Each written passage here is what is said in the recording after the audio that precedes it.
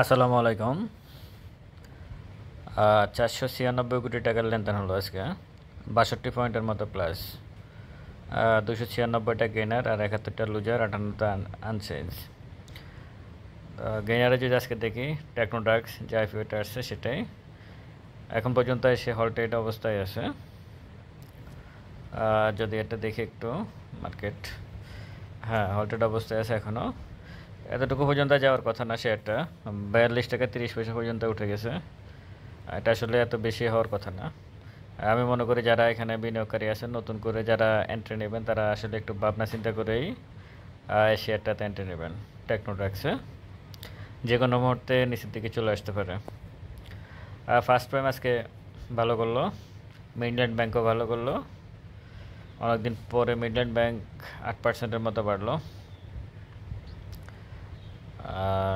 শেয়ারটা উপরের দিকে যাচ্ছে, খুব ভালোভাবে যাচ্ছে উপরের দিকে, বোঝা যাচ্ছে। আফতাবটও আজকে ভালো করছে। এ হচ্ছে অবস্থা। ইন্ডেক্সে আলোচনা যদি বলতে চাই তাহলে চার্টটা একটু দেখলে মুভিং একবারে যে 14 দিনের যে ভ্যালু, এটা কি বলে, ওটা কিন্তু ব্রেক করতে পারে নাই। ভলিউম গতকালকে তুলনায় অনেক ভালো বাড়ছে। গতকালকে যেটা ছিল সেটা আসলে অনেকটা কি বলবো, অনেকটা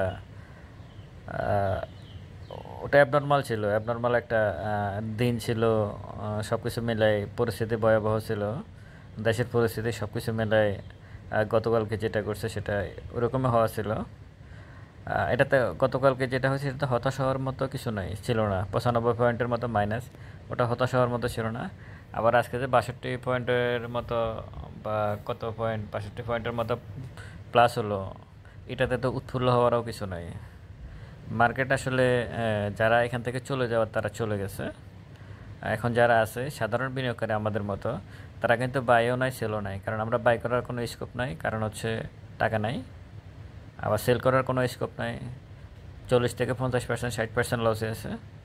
তো এই যে 400-500 কোটি, গতকালকে 150 কোটি টাকার লেনদেন, 200 কোটি টাকারও নিয়েছে। 1.5 বছরের মধ্যে সর্বনিম্ন লেনদেন হলো, এটাও যারা করছে।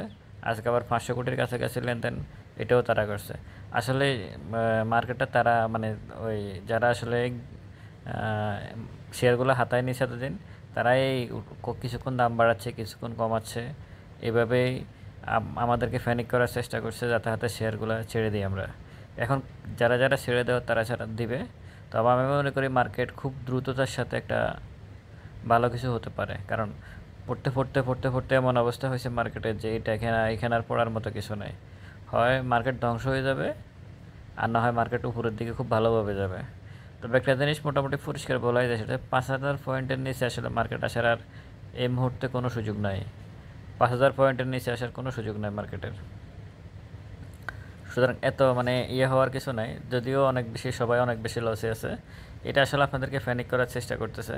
এখন যাদের কোটি কোটি টাকা আছে তারা তো তাদের ফ্যামিলি, সংসার তারা চালাতে পারতেছে। এখন যারা আসলে ক্ষুদ্র বিনিয়োগ করে, তারা আসলে অনেক কষ্ট করে শেয়ারগুলো ধরে রাখতেছে। হয়তো সামনে ভবিষ্যতে ভালো কিছু হবে।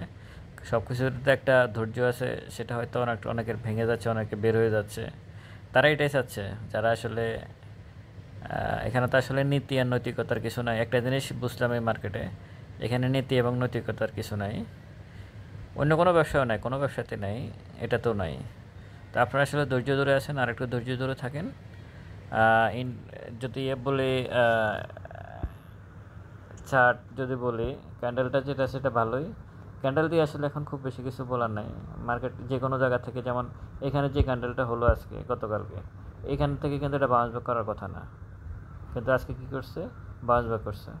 বাউন্স ব্যাক করার কথা ছিল কিন্তু এখান থেকে কিন্তু উপরের দিকে চলে যাওয়ার কথা ছিল, সেটা না করে নিচের দিকে আসছে।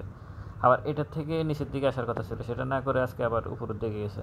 তো এখানে মার্কেট আসলে কখন কীভাবে প্লে করে এটা বোঝা মুশকিল। মার্কেটের আচরণ বোঝা খুবই মুশকিল। কারণ এখানে কোনো বিনিয়োগকারী, সাধারণ বিনিয়োগকারীরা নাই। যারা বড়রা যেভাবে চাচ্ছে সেভাবে ইন্ডেক্স তৈরি হচ্ছে, সেভাবে ক্যান্ডেল তৈরি হচ্ছে, সব কিছু তারাই তৈরি করতেছে। এর ভেতর দিয়ে আমাদেরকে চলতে হবে। আপনারা হতাশ হবেন না, ভয় পাবেন না, একটু ধৈর্য ধরুন, সময় কথা বলবে। দেশও আস্তে আস্তে স্বাভাবিক হচ্ছে। আজকে তো মোটামুটি স্বাভাবিকই সব কিছু। আশা করি আগামী সপ্তাহ থেকে মার্কেট ভালো কিছু হবে। সবাই ভালো থাকবেন। আসসালামু আলাইকুম।